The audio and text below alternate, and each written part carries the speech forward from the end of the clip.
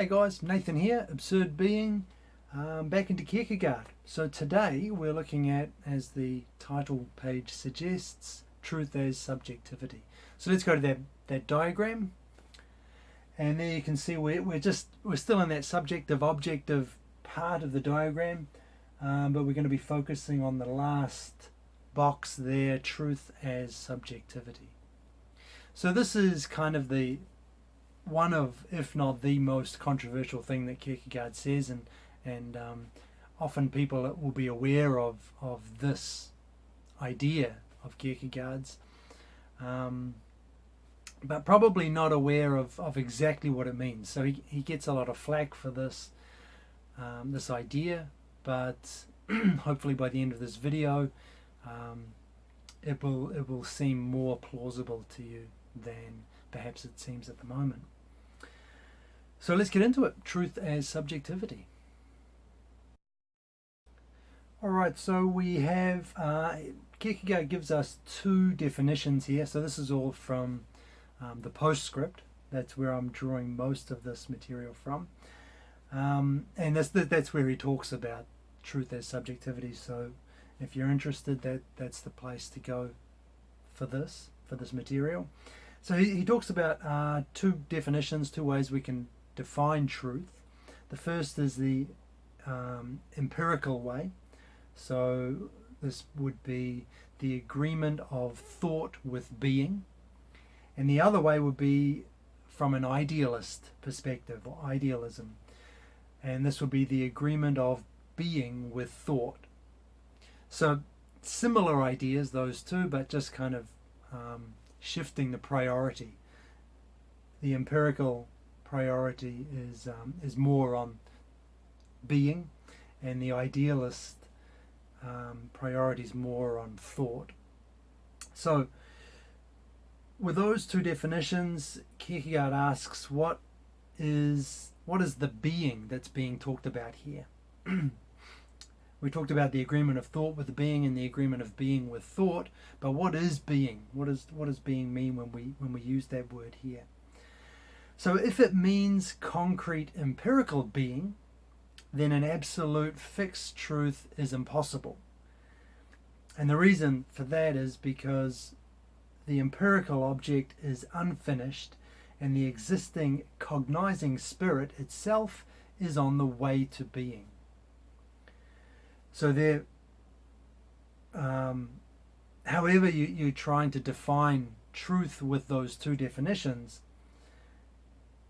no matter which way you look at it, the thing itself, if being means an empirical thing, then that thing is always unfinished. It's always, remember we talked about that, it's always mere approximation. So it's never going to get us any kind of fixed idea of truth. And in addition to that, the existing spirit, the thought part of that equation, is becoming. That existing spirit is never complete and finished in itself. So neither half of the equation, being or thought, is complete. And so if we're going to define truth in that way, we're going to find ourselves in a position where we're unable to have any kind of fixed or complete account of truth. Now you might stop it here and say, wait a minute, didn't Kierkegaard say, or didn't I say that Kierkegaard says that being is complete and whole and finished? And if you remember back in the video on the positive and negative, I did say that regarding that, being was positive in the sense that it was completely, in the sense that it was complete, it was finished. And that's true. I did say that, and Kierkegaard does say that. But what we need to remember here is that Kierkegaard didn't put all of his ideas down, didn't write his philosophy in one kind of systematic, organized place. So we're getting bits and pieces from all over the place, and Kierkegaard's describing slightly different things at different places.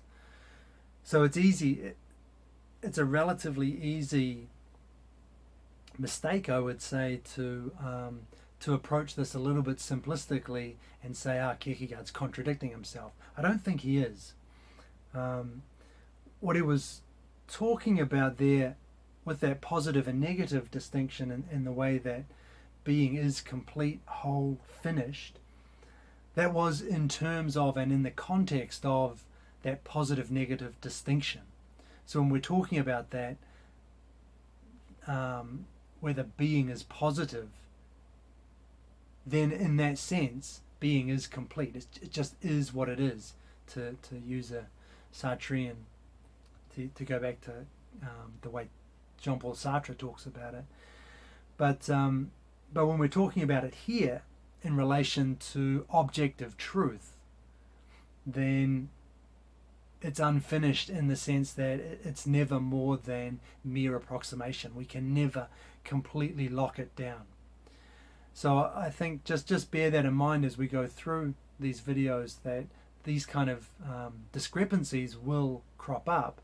But I think most of the time you should be able to work out from the context, you should be able to see that, you should be able to make the pieces kind of fit together like they do here. So we have that problem first of all. Truth, if we are to take these empirical or idealist definitions, truth is nothing more than an approximation. It has no fixed value. It has no, we can't get anything solid, tangible from it. We're always kind of left with, well, this is kind of true for now until we get more information perhaps, or this is true according to the facts as we know them. So we're never going to get this absolute truth that one would imagine truth is supposed to be. So he says actually being in these definitions is not meant to be empirical, concrete being. Rather, it's meant abstractly. So in this case, if being is meant as an abstract kind of being, in an abstract sense, then there's no obstacle here to viewing truth as finished. And this is because, viewed abstractly, the agreement between thought and being is always finished.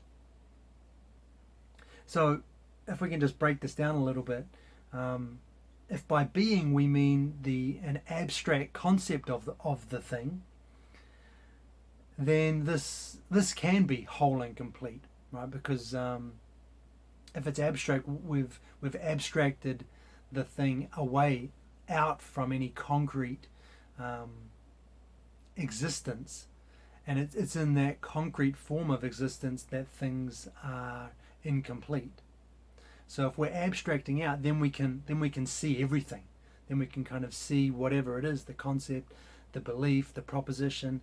We can take it and analyze it from all sides. It's complete, it's finished. I mean, that's what it means to abstract something out from a greater whole. In this case, the concrete. So if we take being to mean the abstract concept of whatever it is we're talking about, then this can be whole and complete. But this then makes truth a tautology. And by that I mean that, or Kierkegaard means that thought, which is abstract by its nature, by its definition, right? Thought is an abstract capacity. And being, which we are defining as abstract, or Kierkegaard says it's intended to be abstract, not concrete. If thought is abstract and being is abstract, then they're reduced to the same thing. And this means that we're saying nothing more than truth is.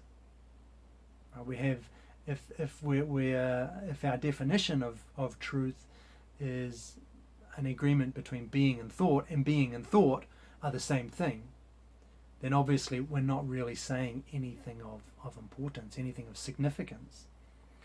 And it cashes out as this truth is. That's all we're saying. We can't, there's no greater meaning to be had from truth. And this leads Kierkegaard to say that now we can see that truth is twofold. Truth is the first, but truth second, that it is the same as the first. This latter, its being, is truth's abstract form. So now we have this insight that we don't just have truth, but we also have truth's being, the being of truth. And in this case, the being of truth is to be. So truth is. And in that sense, because it's been abstracted out from concrete reality, and in order to be complete and whole and give us what we thought would be a complete kind of fixed truth. But it turns out that complete fixed truth is essentially meaningless. But the important point is that we've seen that we don't just have truth, we also have the being of truth. And that is going to be very important for Kierkegaard, who goes on to say, truth like this, or truth can never be like this for an existing spirit, for an existing human being. So truth can never have, the being of truth can never be to be. The being of truth can never be is for an existing human being. And the quote here is, once the being of truth becomes empirically concrete, truth itself is coming to be, seeing that in existing, the existing spirit is on the way to being. So what we're saying here is that the being of truth is different basically under objective and subjective categories. In the former, in the objective, truth as regards the abstraction, and therefore something whole and complete, is. While in the latter, truth as regards an existing person, therefore something concrete and particular, is becoming. And this means that an existing spirit who asks about truth doesn't do so to achieve this objective abstract tautology, which is therefore meaningless. Rather, it does so because it wants to exist in the truth. And that's a nice phrase, and it gets us part of the way to where we want to go with this. So just to quickly recap that, we've seen that if the typical way of defining truth is the agreement of being with thought, or of thought with being. And that's empiricism and idealism. And however you define being, whether you define being as concrete or whether you define it abstractly, you can't get any meaningful truth from that. And this gets us to the insight that truth is not just truth, rather truth has a being. There's a being associated with truth, the being of truth. And when it was abstract, that being was to be. Truth is. That's why it's and it's because it's abstract. It's been abstracted out from the concrete particular. But if we're talking about an existing human being, which is by definition becoming, right? An existing human being is never complete and finished. The existing human being is always forever, right? In the person's life, in an individual's life, one never stops becoming. That's part of what it means to be alive, to be a human being. So in that situation, truth then must also, the being of truth, I should say, the being of truth must also be to become. So truth is becoming. And that, in that sense, now we're talking about truth as a subjective category. We've taken it out of the objective realm, and it's now subjective, by which I mean it's now inward focused. It's focused on the individual, and that so subjectivity doesn't mean kind of your own feelings or your thoughts or how something appears to you, as opposed to kind of objective facts. Subjective, remember, here means inwardness, so concerning the individual, him or herself. That's where we're at here. And in that case, we don't have knowledge of truth as such. Rather, we come to exist in the truth. And that's the switch that Kierkegaard's making. So I've got a long quote which I'll read and give to you now. When the question of truth is raised by an existing spirit qua existing, that abstract duplication recurs. But existence itself, existence in the questioner, who does indeed exist, holds the two factors apart, and reflection marks out two relations. For objective reflection, the truth becomes something objective, an object, and the thing is to disregard the subject. For subjective reflection, the truth becomes appropriation, inwardness, subjectivity, and the thing is precisely in existing to deepen oneself in subjectivity. So there are a couple of points I want to make concerning that quote. The first is this talk of abstract duplication.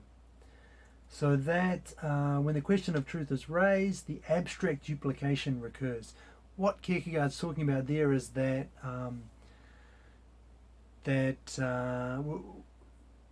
the way that we saw truth isn't just truth. We have truth, but we also have the being of truth. Remember, Kierkegaard talked about the twofold nature of truth. So that's the duplication. We get this not just truth, but truth and the being of truth. But when we're talking about existence, when we're talking about an existing subject, by virtue, by very definition, or not by definition, but by virtue of the fact that the subject exists, those two, truth and truth's being, are held apart, kept apart. And that's the next part of the quote. But existence itself, existence in the questioner, who does indeed exist, holds the two factors apart, and reflection marks out two relations. So truth and truth's truth's being, don't coincide. We don't get that coincidence that we saw with when everything was abstract, when there was no concrete existence, when we weren't referring to any existing subject. In that case, truth and the being of truth, which is to be or was to be, both of those were abstract. We were talking about the same thing, and then we ended up with nothing substantial, nothing significant. Truth is, that was all we had. But when we're talking about existence, that fact that we're talking about an existing subject, that holds those two aspects apart. So now truth and truth's being are not the same. Rather, truth is becoming. Truth becomes. And that makes all the difference. Because in objective reflection now, truth is something objective. It's an object, and we're turning away from the subject. We're focusing on the object. That's the first relation that reflection gives us here. And the second relation is subjective, in which case truth becomes appropriation, inwardness, subjectivity, and the thing is, in existing, to deepen oneself in subjectivity. So that is basically what I wanted to talk about with that quote. Now, this whole discussion thus far has been pretty kind of metaphysical in a way, and we've certainly abstract anyway. But the reason I wanted to kind of go through that whole path is because that's the way Kierkegaard talks about it, and I think it's important to cover it the same way. But I think we can express this whole idea of truth as subjectivity much more simply, and that's basically the way that I just did. So we can say that objective truth, if truth is objective, that carries us away from the subject. The focus is on the object, whatever it is, whether it's a proposition, a belief, a statement. That's where the focus is. But when truth is subjectivity, so I should add this too. While the subject and his subjectivity become indifferent, when we're talking about objective truth, the truth also becomes indifferent. And so that's what Kierkegaard's objecting to here. When we have objective truth, this has no intrinsic value to the existing subject. These are just kind of empty, sterile facts. Whereas what Kierkegaard wants is a truth which is concerned with the existence of the individual, something which we can kind of take to heart and that means something to us as existing individuals, not just kind of as mathematical or scientific or rational, logical truths. These things are, like I said, sterile. They don't really impact us on any kind of deep level. And that's what he's getting at here when he says subjective truth is more important. I have another quote which I think covers this similar ground, but again, just so you can hear it in the words of Kierkegaard himself. When truth is asked about objectively, reflection is directed objectively at truth as an object to which the knower relates. Reflection is not on the relation, but on it being the truth, the true that he is relating to. If only this, to which he relates, is the truth, the true, then the subject is in the truth. If the truth is asked about subjectively, reflection is directed subjectively on the individual's relation. If only the how of this relation is in truth, then the individual is in truth, even if he is related in this way to untruth. Now we've kind of, that kind of, I think, just reinforces a lot of the things I was talking about, but we've also got some extra things to note from that. The first is that truth is in the relation, not the object. Subjective truth, that is. The truth that Kierkegaard's concerned with. It's in the relation, not the object. So it's in the how one relates to the truth, whatever we're talking about, whatever proposition, whatever belief we're discussing. The key is how one relates to that truth, not what the truth is, not whether that truth conforms with anything in reality or whether it captures concrete reality correctly. What's important for subjective truth is that the way that we relate to that object, to that truth. And it's also interesting from that quote where Kierkegaard says one is still in the truth even if he related in this way to untruth. And I think the way to understand this is the untruth, the last part, is an objective untruth. So even if the proposition is objectively speaking untrue, then one can still be in truth if one is related to that proposition or belief in the right way. And in the right way here for Kierkegaard will always mean with inwardness, as kind of an authentic, genuine attitude towards that proposition or belief or statement or whatever it might be. So as long as one has one's bearing, if you like, the right way, as long as one conducts oneself appropriately, then it doesn't matter whether the belief or the proposition is objectively true. Even if that proposition is untruth, one can still be in truth.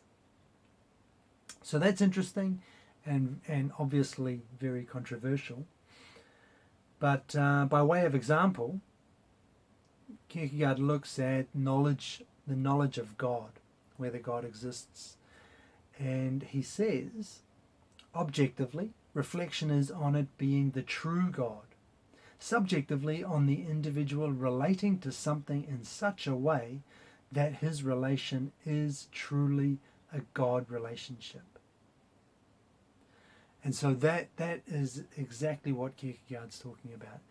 He's saying it doesn't matter whether God exists. That's the wrong question to be asking. What's important is how you relate to that belief. The belief that God is true or God is real. As long as you relate to that idea in such a way that you have a God relationship, then you are in the truth. You're acting authentically, I guess, is one way to put it. Genuinely, maybe, as long as you have that appropriate relationship for whatever it is that we're talking about, in this case, the belief in God. It doesn't matter. And for one, I mean, Kierkegaard's already said we can't know for sure whether God exists. Objectively, we can never achieve more than mere approximation.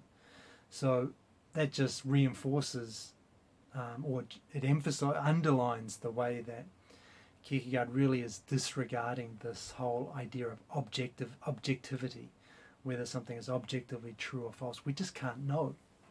So what's important is not whether it's true or false, but how we relate to it. And the subjective path to God or the subjective path to this relation with God is through the infinite passion of inwardness. And he says, God is not a postulate, but the existing persons postulating God, a necessity. So God is, it's not something you can, it's not a statement, it's not a proposition you can believe in or not believe in. It's the person, the individual, the existing individuals postulating God and then living that relationship. That's what's important, and that makes it a necessity, because that's the way that the individual lives that proposition. Okay, so just let me summarize what we've gone through so far. In objective truth, the emphasis is on what is said, and in the subjective, it's on how it's said. It's on the relation that the subject has to whatever it is we're talking about.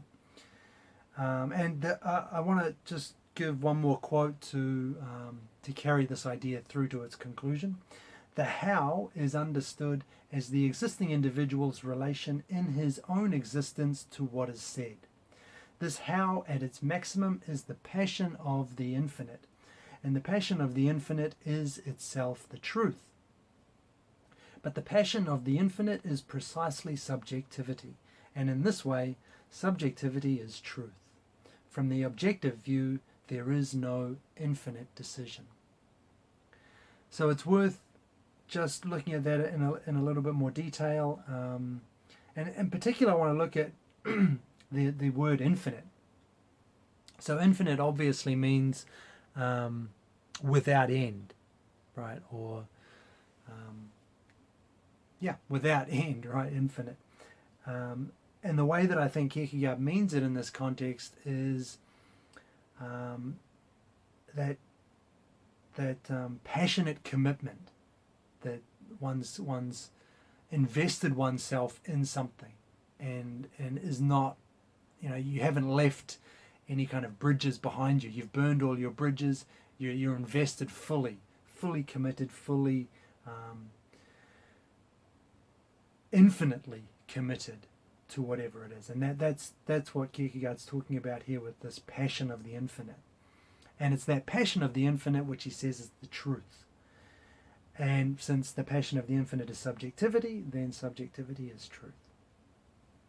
Objectively, there is no infinite decision. That one never commits oneself without reservation in the objective sphere. And so that's basically the idea of subjectivity as truth. There are a couple of things I want to add before I let you go. The first is that the subjective truth is necessarily objectively uncertain. So the highest truth for someone existing is precisely that kind of truth apprehended in passionate inwardness, because everything objective is necessarily uncertain.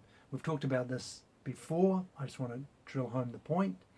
The object of uncertainty maintained through appropriation in the most passionate inwardness is truth, the highest truth there is for someone existing. So it's not just that subjective truth is uncertain, objectively speaking. It's that it must be that way, and it's that which is the highest truth for someone existing. And we can contrast this with, say, the truths of mathematical propositions or logical claims, which, while they are certain, because they're abstract, we can be certain that they are true, they're at the same time maximally indifferent for a lived individual, for a lived life. And it's a little bit like the Heisenberg's uncertainty principle in quantum mechanics. Not that I know anything about that, but in quantum mechanics you can know the position or the momentum of a particle, but you can't know both at the same time. So the greater precision with which you know a particle's momentum, then you know that particle's location with less certainty, with the same correlating less certainty. And the closer you get to knowing the particle's position, then you know less and less about its momentum. So there's kind of a catch-22 there. And it's the same way here, in a sense.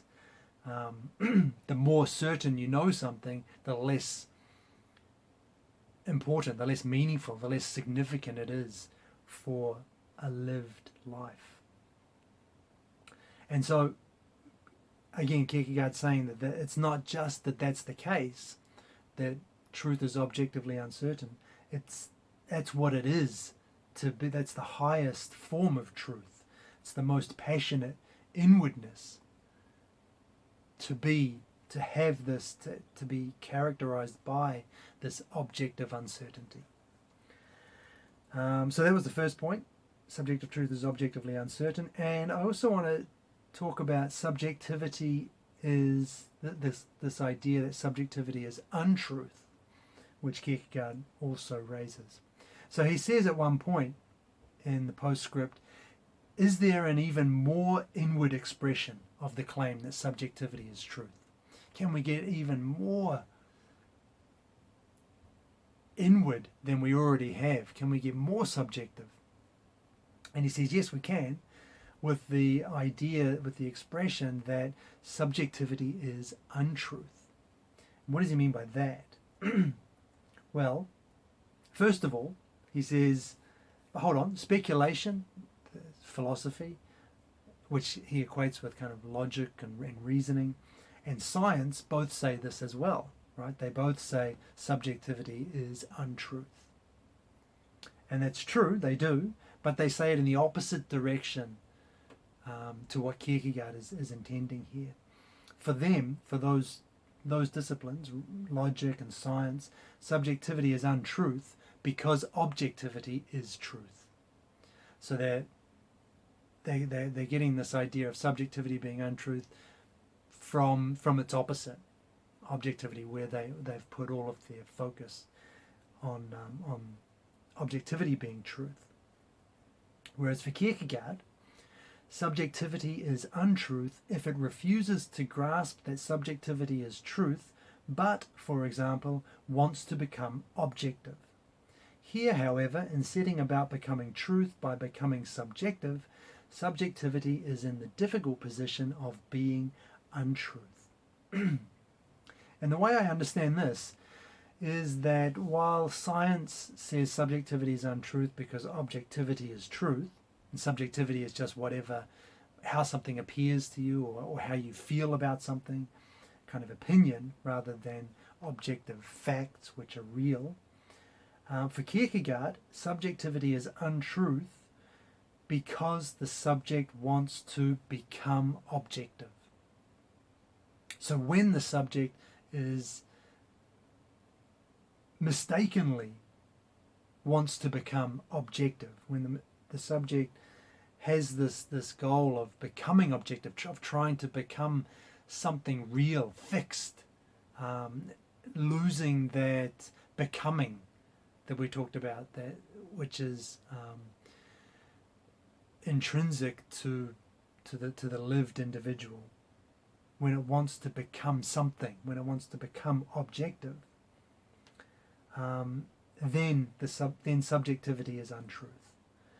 The subject must therefore move from being untruth, wanting to become objective, to truth, wanting to become subjective. So we have this, so basically the idea then to say that subjectivity is untruth is a more inward expression, is saying that originally, in the first place, the individual subject wants to become objective. Erroneously, mistakenly, that's their goal. They want to be something fixed. They want to kind of abandon what it is that makes human existence special, that fact of becoming, the fact that we are not fixed and complete and finished. They want to abandon that and become something real, become something tangible and complete, something objective. Then that individual is in untruth and must move from that untruth to truth, which is desiring to become subjective, which is desiring to become. It's in wanting to kind of embrace what it means to be a human being, which is to become, which is characterized by that inwardness, by that subjectivity. So obviously there is a massive religious motivation for that. this idea that originally we are in untruth and we need to move towards the truth. Clearly a parallel with sin, and the idea that sin is a necessary precondition for truth. Obviously that has very strong Christian roots, but it doesn't necessarily have to be that way. And Heidegger took this idea, well, it seems like he took this idea anyway and made something secular out of it with his idea of inauthenticity, right? Every human being is thrown into a world originally, primordially, before one can then move on to become authentic. One has to be inauthentic first.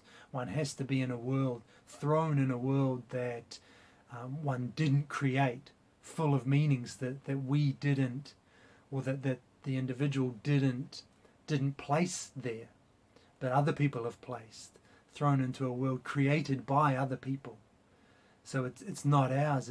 That's how we're inauthentic for Heidegger. But we go from that to authenticity. But we have to go through that inauthentic phase first. And it's the same idea here, I think, with Kierkegaard. We have to go through this period, this phase of untruth first before we can get to truth. It's just that for Kierkegaard there's obvious religious background there. Okay, so that's basically what I wanted to talk about. I just want to spend a moment and just discussing what we think of this idea now. So I've laid out Kierkegaard's cards on the table. What do we think? Is this subjectivity as truth? Is there anything to it? At first, I was unconvinced, and it seemed like a bit of a con job to me. And I debated this by email with a friend, Zeb, if you're out there. And this was before I read the postscript.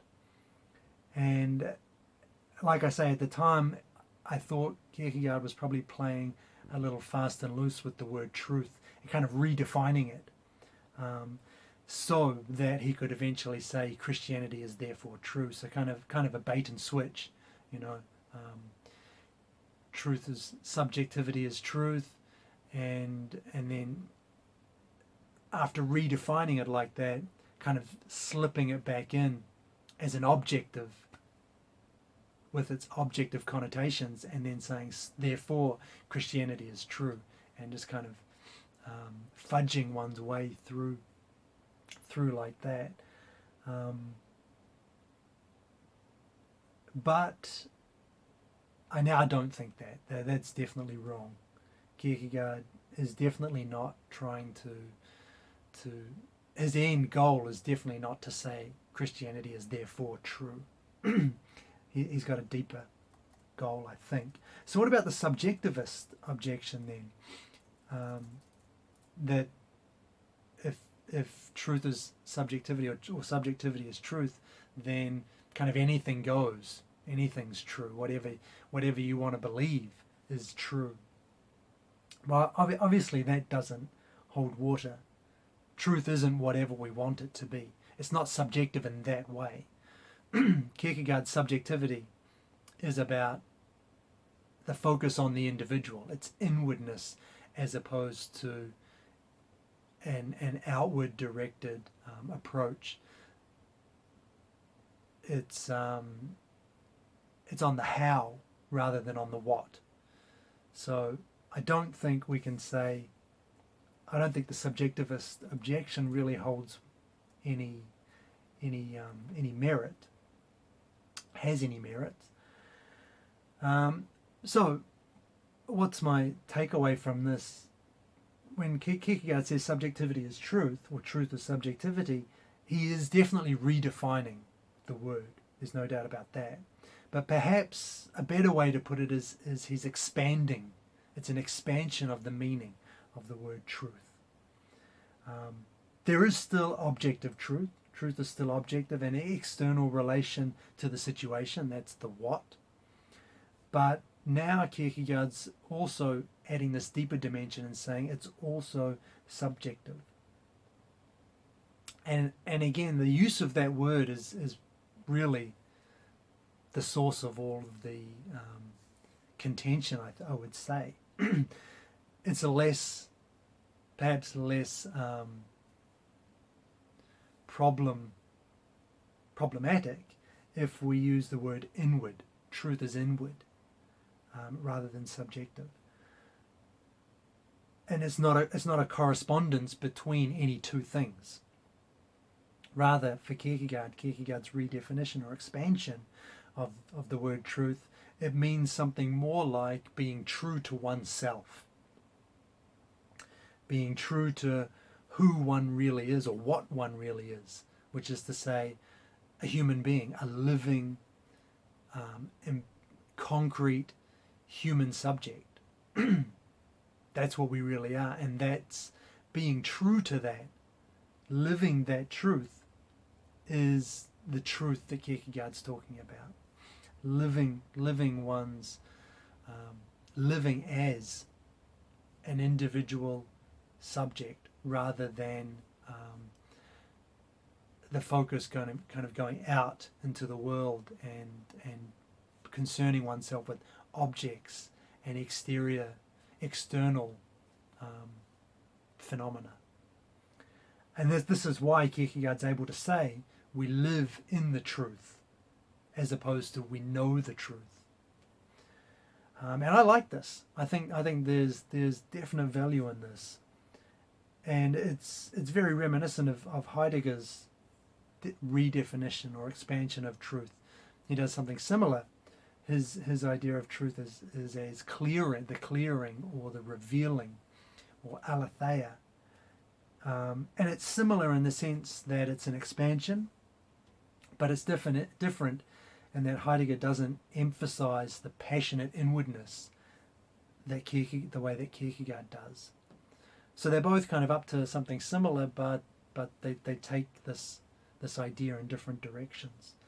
But still, like I say, I like it. I like this focus on the individual. That's what I like about existentialism. It makes things relevant, important for us personally. Not, it's inward focused rather than outward focused. And obviously Kierkegaard's drawing on religion for this insight. And one expression that comes to mind is Jesus, I am the way, the truth, and the life. And in the same way there in Christianity, obviously the word truth doesn't mean a kind of correspondence between two things. Jesus isn't a correspondence between a thought and an actual situation. Truth has a deeper meaning there.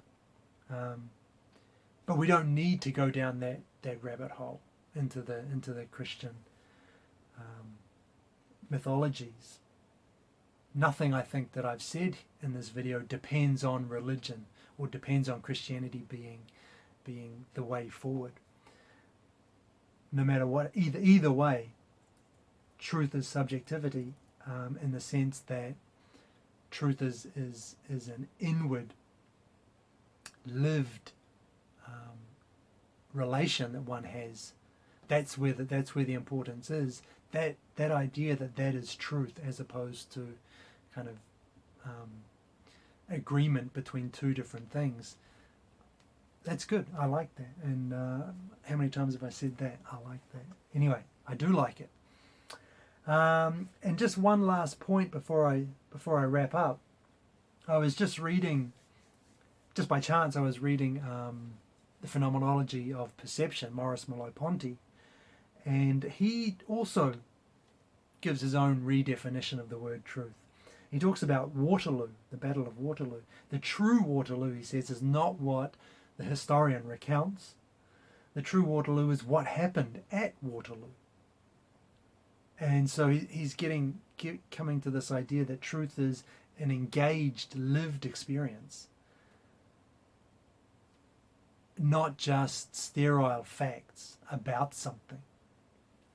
And again, there's similar in the sense that he's expanding the definition of truth for human beings who aren't separate, independent, kind of rational, analytic minds looking at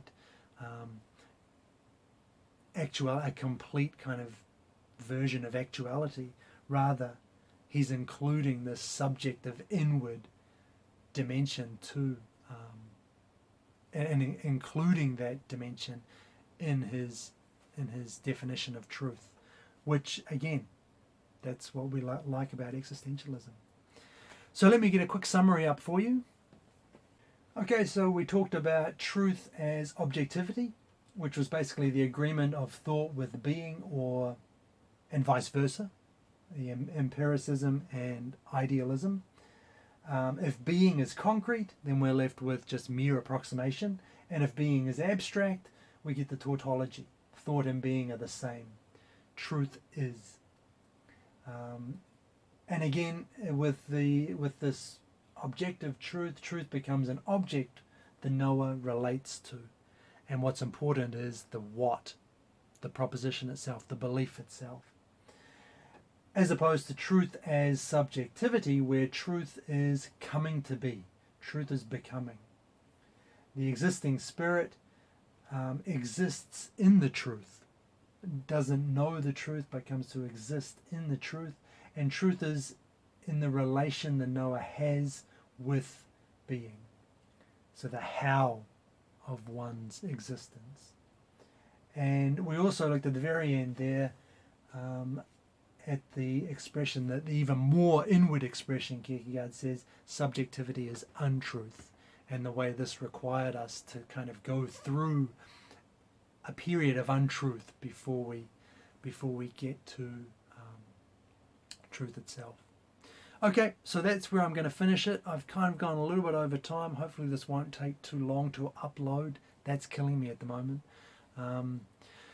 But thanks for listening. Hopefully that has clarified subjectivity as truth, and hopefully you agree that there's something interesting and something of value to this idea of Kierkegaard's. Anyway, until next time, again, thanks for listening, and I'll see you soon.